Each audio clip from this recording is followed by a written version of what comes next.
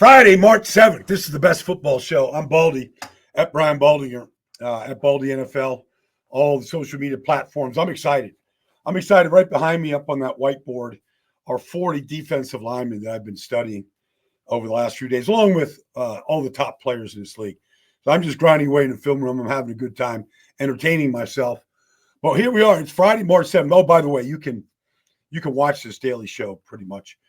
Just download a free Odyssey app, like it, subscribe to it, tell your friends about it. Let's try to grow this audience here because we are in full swing right now with this offseason. Last week at this time, we were at the Combine. A month ago today, we were all in New Orleans getting ready for Super Bowl, but here we are.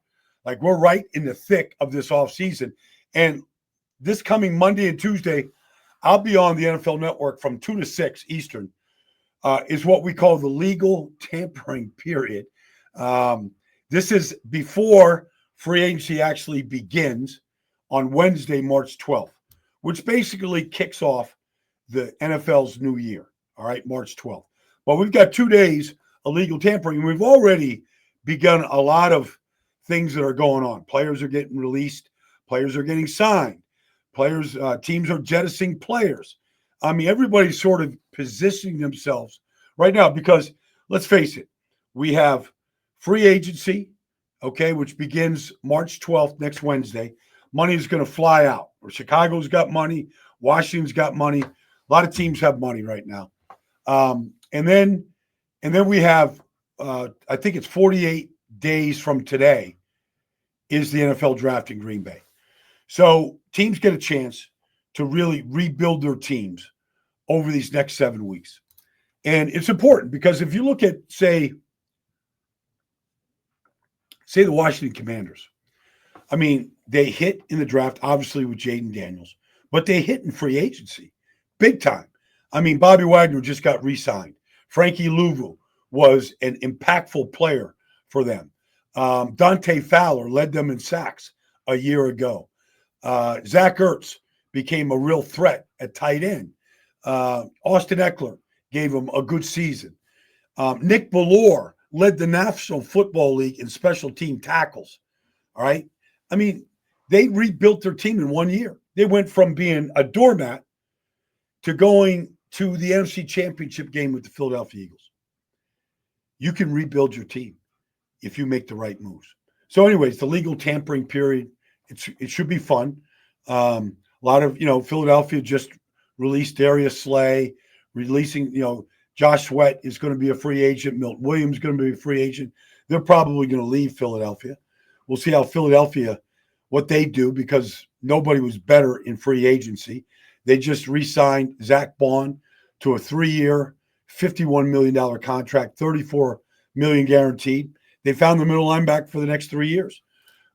Started 20 games for him this year. Unbelievable player. Just in the postseason alone, he put up 32 tackles, 2 interceptions, a forced fumble, a fumble recovery, tackle for losses. He filled up the stat sheet. So, legal tampering period. Who's going to fix their team? Remember last year after free agency and really after the offseason, we said, what in the hell were the Dallas Cowboys thinking and what were they doing? We saw Philadelphia and Washington just put a huge distance between them and Dallas. We all criticized Dallas for not doing anything, signing a long snapper and signing a linebacker and letting, keep players walk. Now they lose Zach Martin this year to retirement. Dallas has to get in the game. They had won 12 games in a row, 3 years in a row. All right. They had been drafting well. They had done a lot of good things, and then they fell off the cliff last year. So that's free agency. That's the beginning of the new year. Now, there's a lot of players that are now on the market. And let's just look at a trio of players, just 3. Okay, DK Metcalf. Okay, is now a free agent. All right, he can go sign with any team. Well, not technically. He has been asked to be released from Seattle. Seattle seems to be okay with that, as they also released Tyler Lockett. At one point, we thought Jackson Smith and Jigba, Tyler Lockett, DK Metcalf as good a trio of receivers as they're in football. But there's a new way of doing things, a new offense coordinator, new direction. DK wants out. He wants to go compete. Now, you can already line up the teams that would be interested. I mean, why wouldn't the Patriots be interested in DK Metcalf to go with Drake May? Why wouldn't the Rams be interested if they move on from Cooper Kupp and have a deep threat to go with Puka? Why wouldn't the Cardinals to have a threat like that opposite Marvin Harrison Jr.? Why wouldn't the 49ers be interested in DK with Deebo Samuel moving on in free age, with traded to Washington, and maybe Ayuk not healthy? Why wouldn't you want that big X receiver in that offense? Why wouldn't the Los Angeles Chargers with Justin Herbert's arm, where Jim Harbaugh has just come out and said that Justin Herbert is the best quarterback in this league and the best quarterback he's ever seen? Why wouldn't they go out and say, to heck with Quentin Johnston, who we didn't draft. Let's go get DK Metcalf to go with Ladd McConkey, Will Dissly, maybe a new running back, maybe a new offensive guard, and go put this offense on notice that Justin Herbert now has threats everywhere on the field at every level. You can just go through all the teams. Now, Cincinnati, they're trying to, get their star wide receiver and Jamar Chase signed. They've got Joe Burrow locked up, one of the highest paid players in the league. They just franchise tagged T. Higgins. And now they've just told Trey Hendrickson, who they don't believe they can sign, even though he's under contract for this year, 2025. But Trey Hendrickson, only TJ Watt over the last 5 years in this league has more sacks than Trey Hendrickson. He's got 35 in the last 2 years. He's got over 70 over the last 5 years. And he didn't have any help around him. So if you want to go fix your pass rush, and there's a lot of teams out there that got to do it, including San Francisco, if you feel like you're a great pass rusher away from possibly competing, why wouldn't you go get Trey Hendrickson? First of all, the guy starts every game. He doesn't miss games. Going back to New Orleans, Cincinnati right now, last 5 years, he lines up and plays just about every game. So you got a durable player and a productive player. And I broke down all of his pass rush moves yesterday. I mean, he's got great takeoff. He understands the depth of a quarterback and not to get deeper. He can throw a quick hook. He can turn the corner with bend about as well as anybody in this band. I mean, he's not Myles Garrett like that, but he can bend and turn the corner. I mean, he's a legitimate big-time pass rusher. Everybody's looking for three. 2 guys on the edge and 1 guy in the middle. So you could just go through these teams. You're going to have to pay.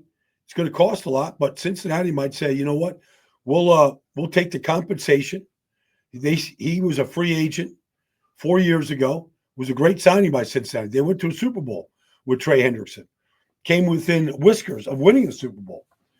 So that's that. And then really the number one linchpin right now in this whole quarterback carousel is Sam Darnold. And what is Minnesota to do? Because Minnesota, it's been reported by a legion of reporters and quality reporters about all the different options Minnesota has. Could they franchise him? I don't think they will. Could they sign him to a short contract, without top money? And would he take it? Would he take a 2-year, $30 million a year deal? Like, all these things are being reported. And then maybe maybe there's another thing to do with him. But he's the number one player right now with all the teams that need quarterback, including the Giants, the Steelers, the Raiders, on and on and on. Like, he's might be the number one option for any of those teams I just mentioned and others. So Minnesota and what they do with Sam over this weekend is going to dictate a lot what happens to Aaron Rodgers and a lot of what happens in the draft. Because if the Giants can't get Sam Darnold, and I'm sure they're interested, just like they were deadly interested in Matt Stafford until last Friday when the Rams, secured him for the next couple of years. I mean, they need a quarterback right now. Tommy DeVito is the only quarterback on the roster. So if they can't get Sam Darnold because Minnesota locks him up or somebody else takes him, then they've got to get a quarterback in the draft. And they're picking at 3, but if they wait at 3 for maybe, say, Cam Ward, he's going to be gone. So then the Giants have to figure out how to maybe trade up from 3 to 1 to make sure they get the quarterback. These are all the decisions, and there's tons of them that have to get made. Now, let's keep moving on here because Joey Bosa was released. Now, I see Joey and Nick Bosa working out in Fort Lauderdale at a particular park in June and July this past year. I don't know that two guys work any harder at conditioning, being in shape, getting themselves prepared for a season than Nick and Joey. I could just tell you by my own eyes, like they are workers. Now, Joey has been injured a bunch. He's missed a lot of time. It has frustrated him. It's frustrated his whole family. There's no question about it. But he's still a good player. Now, you have to factor in the injuries. He just finished his 9th year. He's not a spring chicken, all that stuff.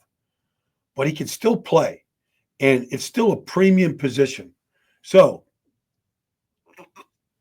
he's thankful for his 9 years with the Chargers. He's had really good seasons. He's put up good numbers. He's been a Pro Bowl player. A little bit of a gamble. But if you get Joey Bosa healthy, like he's going to be productive.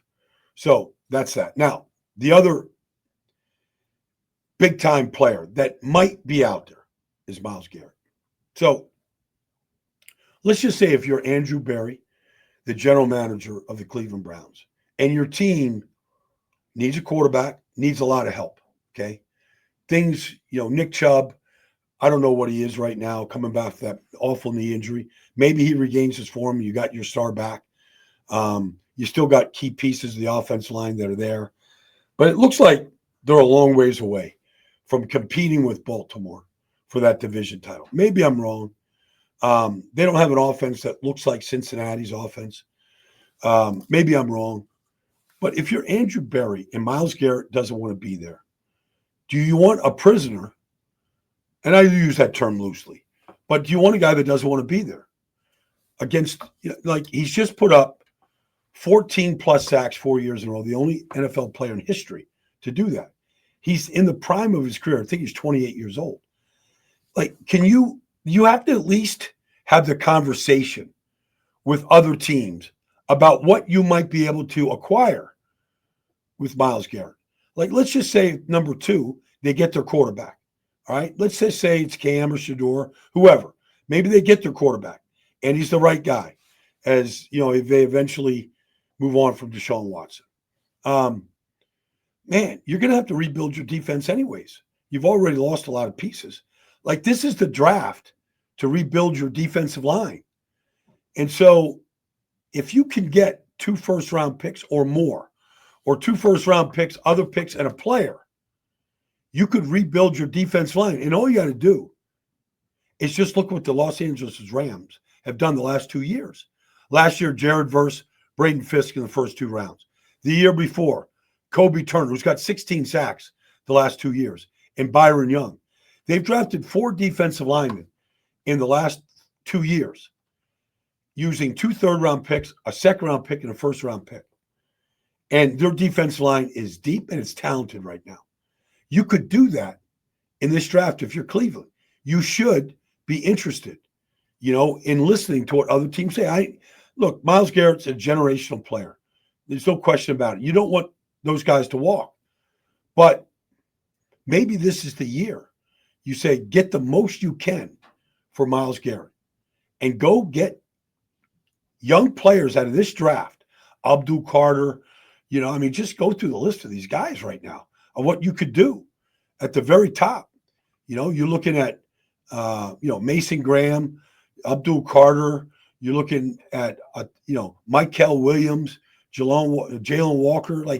There's so many good players that could get to the quarterback in this draft that I think are going to be good players.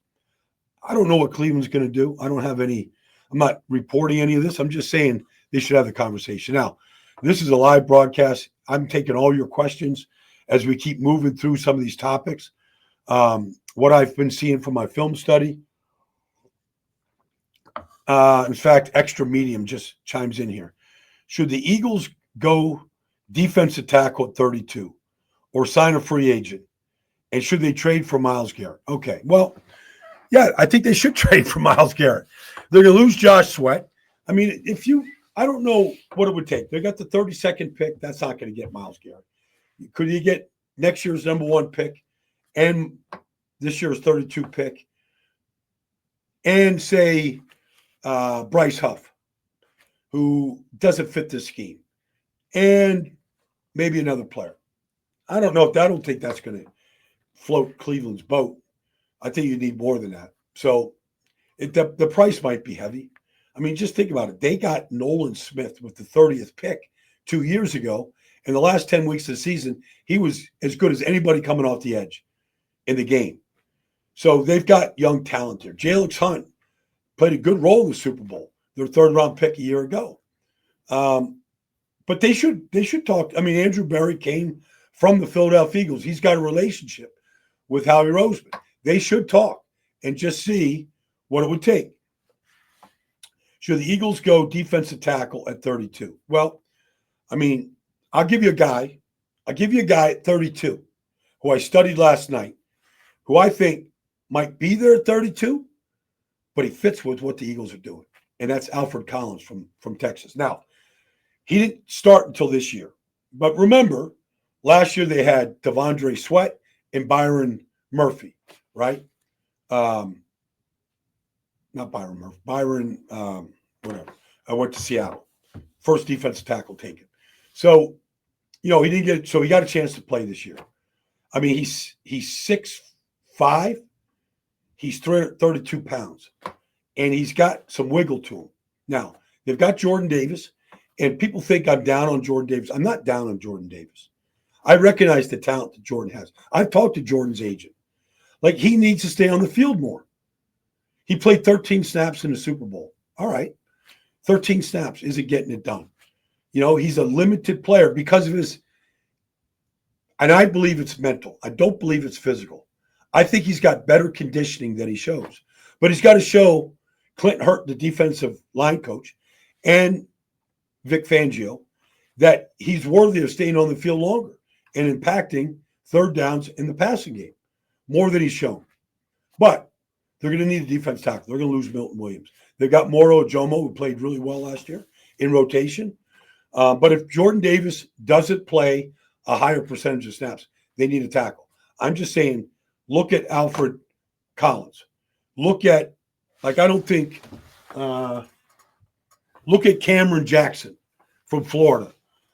They've got tremendous size. Now, anybody that you play inside opposite of Jalen Carter is going to get one-on-one opportunities. Jalen's going to get most of the double teams in pass protection, whether they're sliding the line, the center guard, running back chip, full slide with tackle guard, whatever it is, he's going to get the double teams. So the guy like Milton Williams this year, you're going to get a lot of one-on-ones. And so whoever plays next to him is going to get an opportunity to be a productive player right away. Now, let me go deeper into the draft, because two of my favorite players in this draft, maybe my two favorite players in this draft, are Ashton Genty and Tyler Warren. So let's look at Ashton Genty, the running back. I just did a piece on the NFL Network with him yesterday. He was in Indianapolis. I saw him. He's got the biggest biceps on a running back I've ever seen. He's just muscle on top of muscle. He is big and thick, 5'8.5", 212 pounds, and powerful. And when you watch him, I watched the last 2 years, over 400 snaps. Honestly, he's Steph Curry with the basketball in his hands. You don't know what you're going to see. I mean, unbelievable power, incredible power, unbelievable vision, breakaway speed, catches the ball well out of the backfield. There's really nothing that you want from your running back that he can't do. He looks like a more powerful, faster Josh Jacobs to me. And Josh Jacobs has won the rushing title, had a great year in Green Bay this year. But he is a dynamic player. Now, the other guy that you have to look at is Tyler Warren. I watched every snap of Tyler Warren, every meaningful snap where he was the target of every pass over the last 2 years. This year, they put the Wildcat package in for him. I didn't see it in 2023. Maybe they did it, but I didn't see it. But 2024, they put the Wildcat in for Tyler Warren. He's 6'6" and change. He's 265 pounds. I'm going to be at his pro day, March 28th in State College. I'd be surprised if he doesn't run better than 4.7, just watching him on tape. He looks faster than 4.7. But regardless, if he's in the 4.6s or better, this guy is an incredible talent. First of all, he can throw the ball, and he's a left-handed thrower. So you put him in the Wildcat, you got to respect his ability to throw the ball. Now, he's not Tua Tagovailoa throwing the ball left-handed, but he can throw it. So you have to honor it. He literally jumps. If they outlaw the tush push, he could be the answer to the tush push day one. Like his ability just to levitate and go over the top of defensive lines. Like he's a bigger, stronger, and maybe faster Josh Allen in that position. So short yardage, goal line, you put him in. Let him just go do his thing. He can run every route that you want for a tight end. I was a tight end back in college. I mean, all the tight end routes, shallow cross, corners, tight end delays, drag routes, anything coming out of the backfield, like seam routes, tight end dumps, Y sticks. Like you could put the 10 passing routes of any tight end that you've watched in for Tyler Warren. He runs all the routes. All right, there's a million ways of getting him the ball, including this Wildcat package. He is a lot of fun to watch, and I can't wait to see what his pro day looks like, how he competes. There's going to be a lot of teams.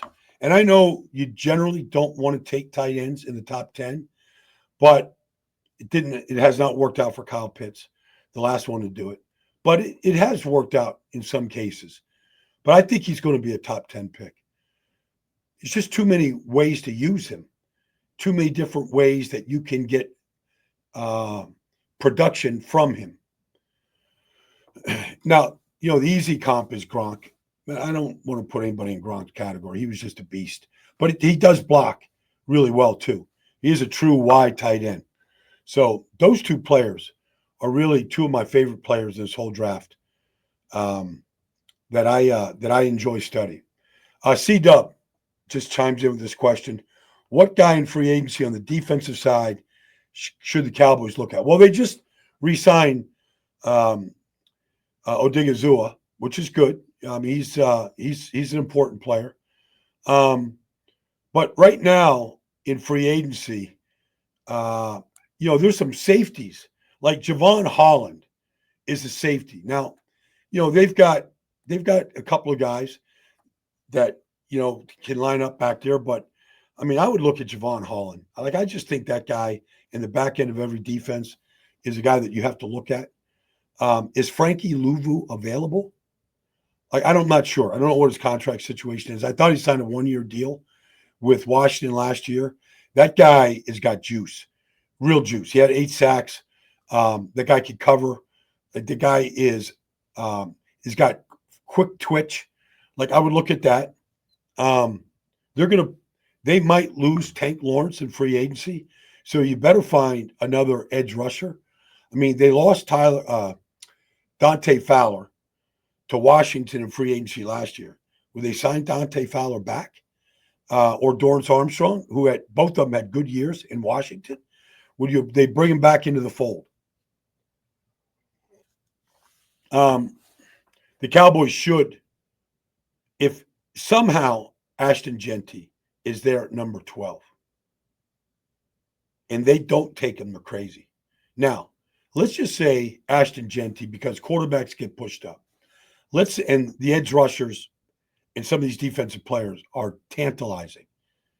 Let's just say Ashton Genty is available at 8. Let's just say. that Dallas should move up and make sure that nobody else, because I think you're going to have to trade from 12 to get Genty. But I played for the Dallas Cowboys back when I was a rookie, and I know the history of that organization really well. You go back to Walt Garrison, Dan Reeves, Tony Dorsett, Emmitt Smith, Zeke Elliott. They have always had great running backs. And I'm not saying Rico Dowdle, who had a very, very, very good and productive second half of the season last year. Dallas should be in the running back market. Like, I feel like Ashton Genty is going to help any quarterback and any team that he goes to because of the volume of carries, the style of player that he is, and the production you're going to get from him. Like, I'd be surprised. I think Zeke had, do you have 15 or 1,600 yards his rookie year? Like, he hit the ground running.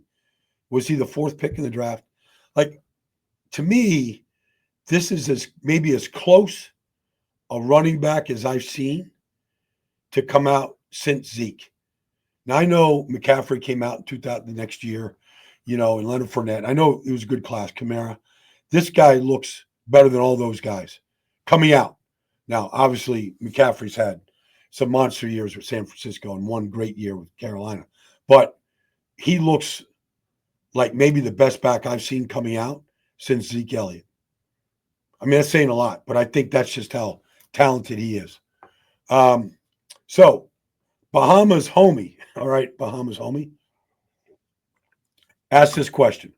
What might happen to the veteran quarterbacks like Cousins, Rodgers, and Russell? Well, they're all going to move teams. I mean, Kirk Cousins will be out of Atlanta. Michael Penix Jr. is their quarterback. So, Kirk, you could get Kirk cheap. Russell Wilson, I don't believe will be re-signed by Pittsburgh. You could get Russell pretty cheap. Now, he played for $1 million in Pittsburgh last year, plus what Denver owed him. But you could get Russell, and you could get Aaron Rodgers, probably pretty cheap. Now, those three guys you should talk to. They can still play at some level, but all of them are beyond their prime.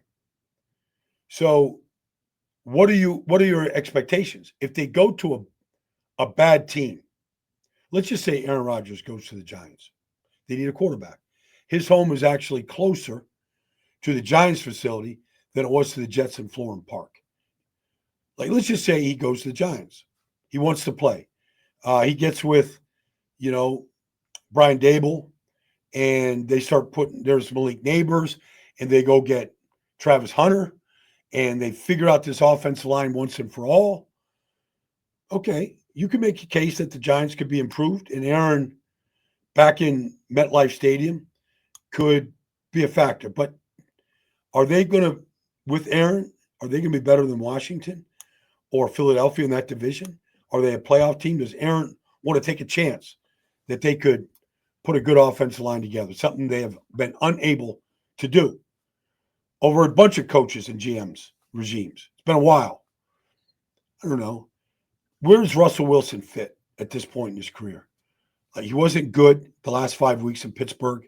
They couldn't win a game. I mean, it was just check down. If you watch his games, I mean, he was just a check down quarterback. Occasionally a go route to George Pickens. But it was not a dynamic offense. And he wasn't very good.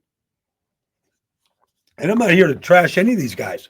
I'm just looking at, I saw Kirk Cousins week 15 in Minnesota. He wasn't good. They should have put Michael Penix Jr. in there sooner. Anyways, I think there's a landing spot for all three players. I just don't know what you're going to get. Like, I don't know that they can elevate any team they would go to and get them to the playoffs the way, say, Sam Darnold got Minnesota to the playoffs last year. Highly responsible for it. Big Mike's asked, who could I see the Bears going for in free agency? Well, they just made a huge splash. All right. Obviously, they just signed 2 offensive guards to try to protect, but, there's some edge rushers out there that make a lot of sense. Like, if I was Chicago, I would be interested in Trey Hendrickson. Now, I don't know what the compensation is, for Trey Hendrickson. I know it's not a first-round pick. They might be doing Cincinnati a favor by taking him off the books, even though he's got a year left on his deal. But Trey Hendrickson, you put him opposite Montez Sweat, like you might be talking about something now. You might be that makes a lot of sense. There's some good safeties out there. Like I said, Javon Holland, like that would make a lot of sense. We'll see what Jaquan Brisker got hurt last year, what he looks like. Secondary played pretty well for Chicago a year ago. But I would be very interested in Milton Williams from Philadelphia. You can imagine right now and I would be interested in Ronnie Stanley, quite honestly, at left tackle. I mean, if you put Ronnie Stanley at left tackle the way he played in Baltimore last year, all right, and you add those two guards, okay, and then you somehow could pry Trey Hendrickson from Cincinnati and sign Milt Williams, you've just addressed your trenches to go compete with Minnesota, Green Bay, and Detroit in that division. Quarterback probably gets a whole lot better, and then you hit the draft and go get yourself, a couple of studs on offense. That's a lot of money, but and that's probably giving up a lot of draft capital, but you're getting proven players. That's something. I mean, I'm just throwing names out there, but look, you just got two guards. And Matt Pryor played right guard for the most part last year. I'm friends with Matt. I was happy to see him play, but he's a backup player. So you go get Jonah Jackson. You go get yourself, an all-pro guard from Kansas City. That's a pretty good start in free agency. All right. Anyways, that's been the Best Football Show here, a live edition. I'll be joining you a bunch next week. Like I said, I'll be on the NFL Network from 2 to 6 on Monday, Tuesday, and Wednesday next week, talking free agency, talking about what teams are doing, and who goes and tries to fix their team this offseason the way Washington did a year ago. All right. Thanks for joining me, everybody. It's been the Best Football Show. I'm Baldy. Look forward to talking to you next week. Have a great weekend, everybody.